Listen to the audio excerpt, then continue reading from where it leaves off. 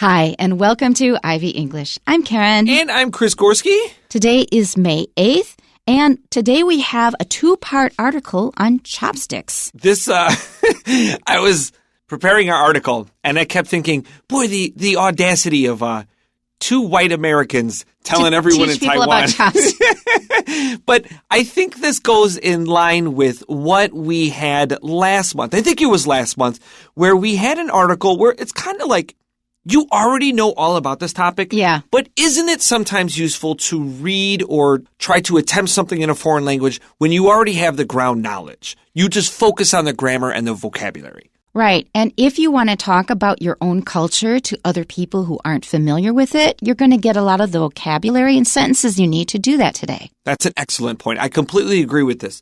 Interestingly, when I'm kind of expanding my own Chinese learning, I often go for topics that I'm somewhat familiar with. So similarly, I wasn't even cognizant I was doing this, that I was learning all the vocabulary necessary to discuss it with other people. It was just something I was just doing. And I'm like, oh, yeah, that's exactly what I was doing. So thank you very much. It was very illuminating to me. So you didn't get much new information. What you got is how to say it in Chinese. That's right. It bridged the vocabulary gap. That's right. Okay, our title today is Get a Grip on Chopsticks.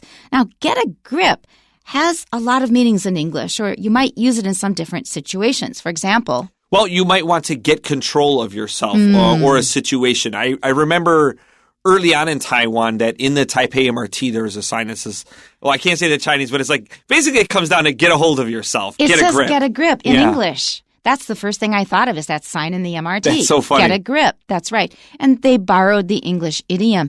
But maybe if Chris brought his breakfast into the studio and it all spilled on the floor and he goes, oh, my breakfast! Get a grip, Chris. Yeah, there's no reason crying over this. So get control of the situation here. Okay, in this case, they're using it as a kind of pun because we grip our chopsticks. That means we hold them. And we're going to talk about how we hold chopsticks and all things chopsticks in our piece. Okay, let's get started on our article.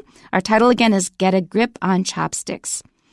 Chopsticks have been used in Asia for over 3,000 years. The earliest chopsticks ever unearthed date back to about 1200 BCE. These chopsticks were made of bronze and discovered in Henan, China. Over the next 2,000 years, they spread throughout East and Southeast Asia. In the past century, chopsticks have become recognized in many parts of the world, along with a growing popularity of Asian cuisine. Chopsticks vary across different cultures in Asia.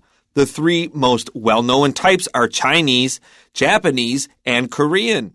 Chinese chopsticks are typically longer with wide, rounded points at the end. Plastic or bamboo sets are common in Chinese dining settings. In contrast, Japanese chopsticks are shorter and more pointed with a thicker top that gradually tapers to a slender point. Traditionally, Japanese people prefer chopsticks made of lacquered wood.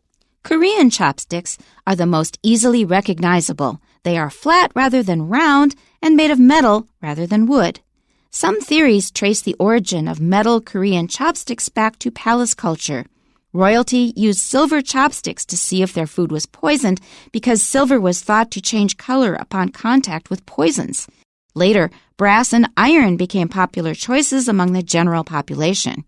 Though chopsticks are vital to Korean culture, when Koreans are eating rice, spoons are more commonly used than chopsticks. Traditional Korean dining sets include matching metal spoons and pairs of chopsticks. The Vietnamese also use chopsticks daily.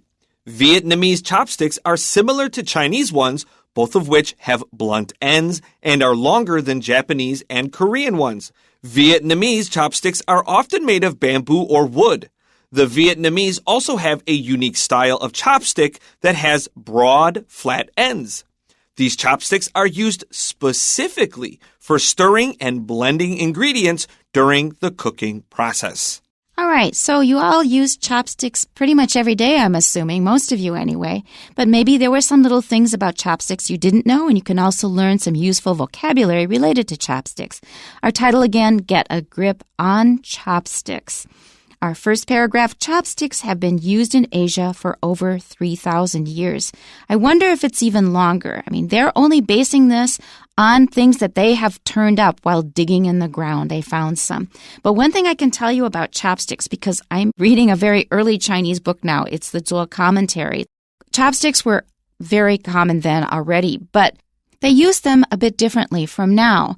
Chopsticks were used to bring the food to your plate. However, when you were eating from your plate, when you had rice, they had a flat spoon with a pointed end. It looked kind of like a triangle at the end. And they ate their rice with a spoon. They didn't eat with chopsticks then. Chopsticks was for moving food to the plate. Then you eat the rice with some food with a spoon. So chopsticks can be broken apart into two different words. We have chop and sticks. And a lot of people think, like, at least in the West, they think chopping, like they're cutting things with force, with a knife. And of course, it doesn't make any sense at all because chopsticks, by definition, were there to replace knives. So chopsticks, what does this word mean? Well, people believe it means to hurry up. In English, you might hear people say chop, chop, and this means go faster. And if you think of the Chinese for chopsticks, fast, sticks, chop, chop, hurry up. There's kind of a connection there. Unfortunately, the exact meaning is a little bit unclear. Okay. So we know that they have been around for a long time and we're still using them. And when I first started learning Chinese, I adopted chopsticks immediately for like salads and everything else. And my mom just kind of looked at me and laughed. And then she got used to it. She just started putting them out for me. But I just thought it was a more efficient way of getting food to your mouth. That's funny. When it became clear to my family that I was preparing to leave the United States and go to Asia, my older sister was not a fan of this plan. This was right after September 11th, and there was a lot of anti-American, sentiment around the world, and she was very worried about me. And generally, she's very typical American in that sense. And so as a joke and almost as a little bit of a poke, she would give me chopsticks and like, can you eat with this? And I'm like, yeah, this is no problem. Chopsticks were never challenging for me. For me either. I never have. I still use forks and knives regularly when I'm eating Western food.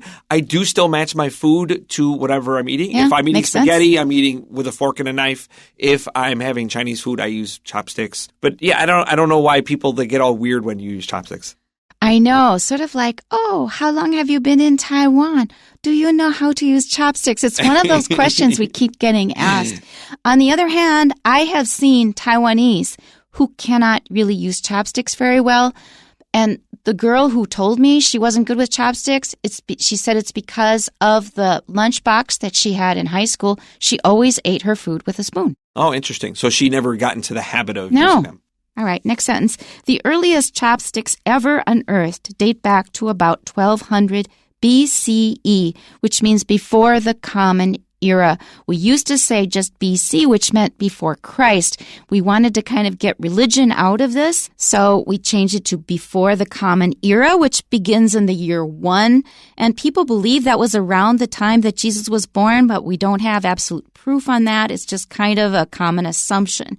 So to kind of get Christianity out of things, they now change it to BCE, before the Common Era, and CE for the Common Era, which used to be called AD, which meant Anno Domini, which means the year of our Lord of 1973 or whatever it was. So these are the earliest chopsticks that were unearthed, but they are not necessarily the earliest. It's the only ones that we have an actual object in hand that we can use to prove it. That's right. In fact, our next sentence will even just lend a lot of credence to that. These chopsticks were made of bronze and discovered in Henan, China. So that tells us what material they were made of and where they were found. So bronze suggests a lot of things. And so bronze is metallic. It takes skill to unearth, to design, to use, to shape. And this means that they were probably already modeled after other materials. And if we consider what chopsticks are made out of, when they're not made of metal, those will biodegrade over time. And so we have an issue here where probably the oldest chopsticks we could find are replicas of the originals made many, many, many hundreds of thousands of times over. So oftentimes when we see the earliest archaeological thing, we often know that this is not the first one. It's just the first one that we have found, and it's most likely that it's a copy of something, and if we were lucky enough, we could find more. Yeah, and the same thing happens with written records because they often decompose very fast.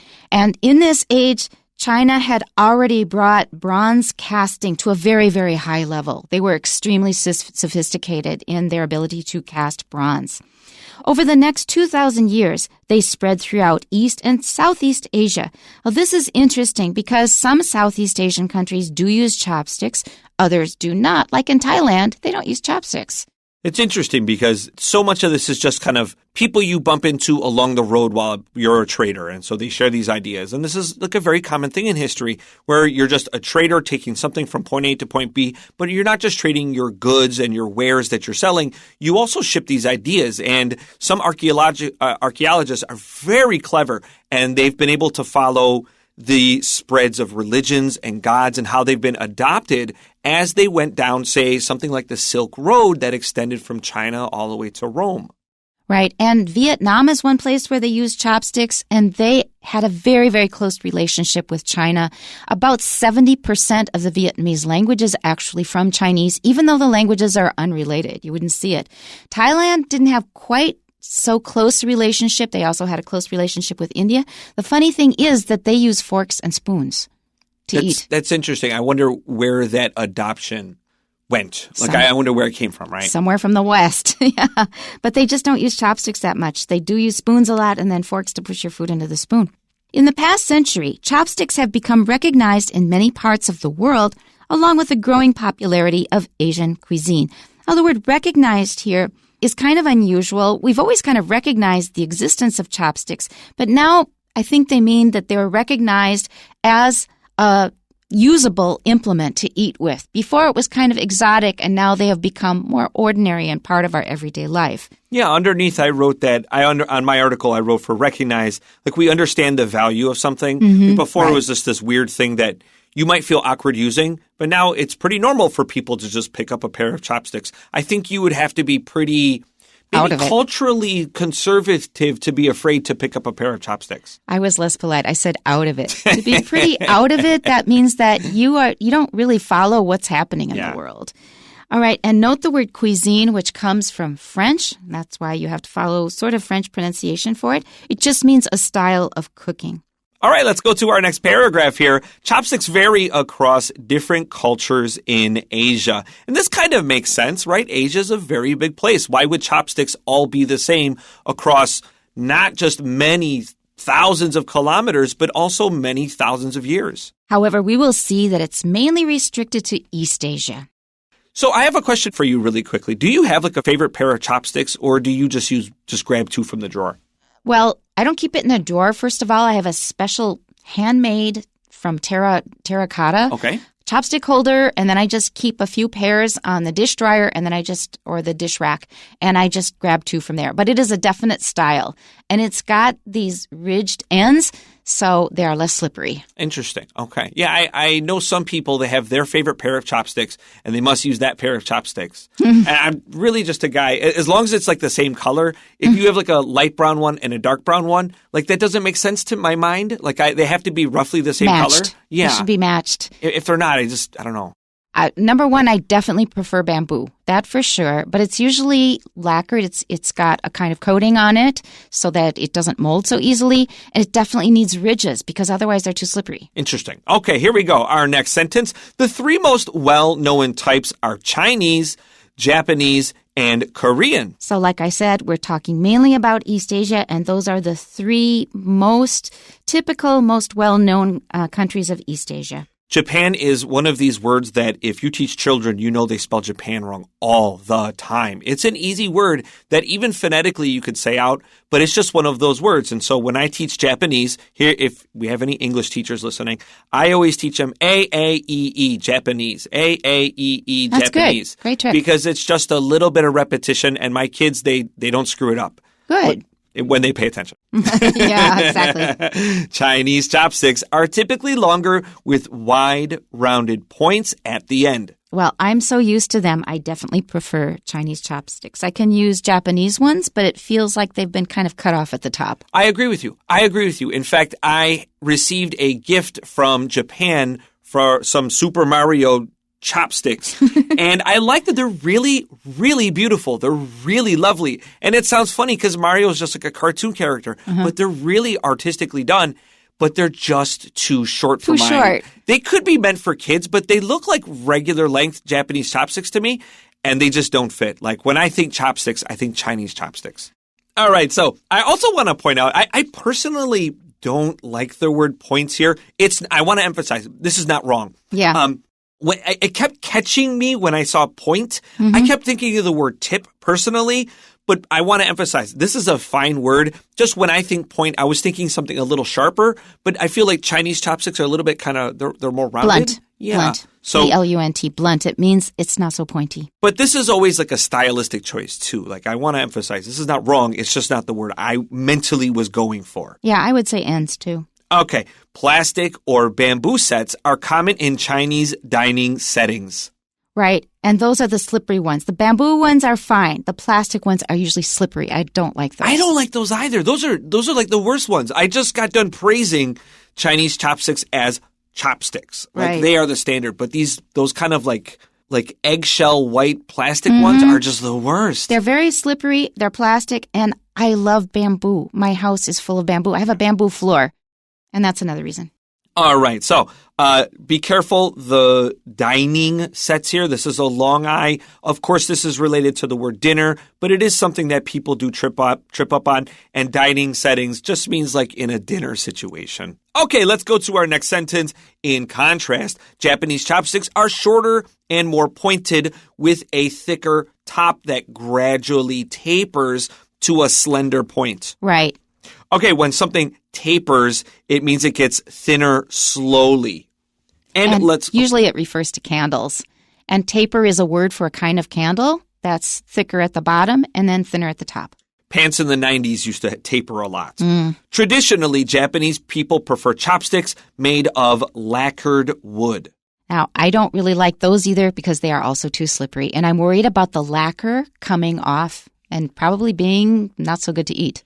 Lacquer apparently is illegal in California. Really? I didn't know that. Yeah, there you go. But California is very progressive in terms of environmental regulation. Yeah. I don't know how bad lacquer is for the environment, but I read that and I was like, go figure. It's extracted from trees and it damages the tree. Okay. Next paragraph. Korean chopsticks are the most easily recognizable.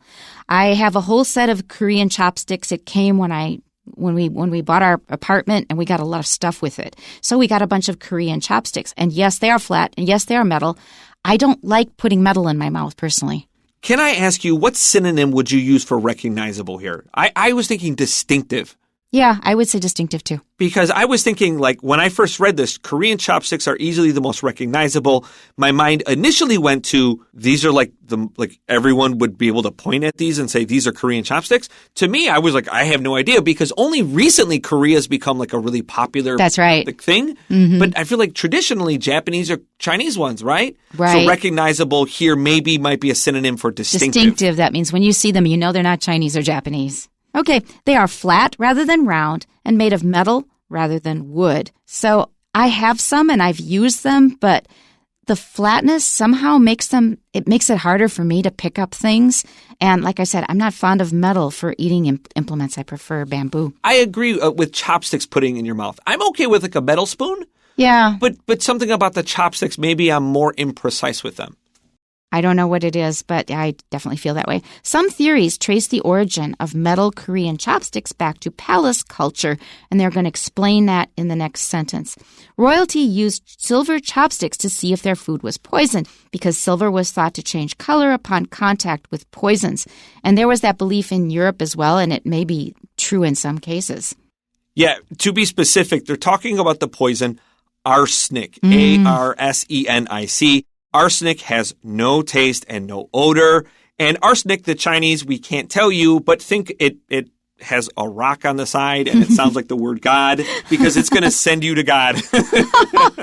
Okay. All right. Later, brass and iron became popular choices among the general population. So silver is a semi-precious or precious metal. So brass and iron were less expensive and most people could afford them apparently. Though chopsticks are vital to Korean culture, when Koreans are eating rice, spoons are more commonly used than chopsticks. And like I was saying earlier, that goes back to a very, very, very early usage in China. And they have a very special shape. They have a long stem and a very round bowl. And when my brother-in-law went to Korea, he brought a whole bunch of them back. He thought they were so unique with the very long stems and then the round bowl. When I say bowl, I'm not talking about a bowl of rice. I'm talking about the part of the spoon that scoops things up. That's also called the bowl of the spoon. The part that holds the food. Exactly. Okay. Traditional Korean dining sets include matching metal spoons and pairs of chopsticks because the spoons are so important in their dining culture. But in Chinese table settings, they often have a China spoon, a very special spoon that's used for drinking soup. All right, let's go to our final paragraph. The Vietnamese also use chopsticks daily. They use them every day. Vietnamese chopsticks are similar to Chinese ones, both of which have blunt ends and are longer than Japanese and Korean ones. And there's the word blunt that we mentioned earlier. So not so pointy like Chris was talking about a minute. Not sharp, but round. Vietnamese chopsticks are often made of bamboo or wood. Isn't bamboo a kind of wood? Yes, it is, but it's good to be specific. But it is specific. I agree. The Vietnamese also have a unique style of chopstick that has broad, flat ends. Okay, so here's another variation in the style of the chopstick. These chopsticks are used specifically for stirring and blending ingredients during the cooking process. So chopsticks may have different uses in different cultures. Like I said, in early China, they weren't used for getting the rice to your mouth. They were used mainly just for getting food to the plate. So in Vietnamese cooking, this particular kind of chopstick is used for stirring and blending ingredients. So we have been talking about chopsticks, and we have brought up the king of all eating utensils, the spoon. So, of course, in Taiwan, in Japan, in Korea, in other countries that we've discussed, chopsticks are very popular. And in the West, you're going to use a fork. However, in almost all cultures across all places of civilizations, the spoon has been present. The spoon predates chopsticks and forks by thousands of years. Yes, chopsticks date back to 1200 BCE, but spoons were there long ever before chopsticks were even considered by anybody. And these go all the way back to Paleolithic era. That's when people were just knocking stones together and they figured out how to use spoons from just empty old shells. That is the king of tools, and I dare say that it's one of the best human inventions ever made. Right, or they might also be made out of a dried gourd. Yeah, they're in every culture, and it's very rare to be able to say that across all of human civilization. Bravo, the spoon.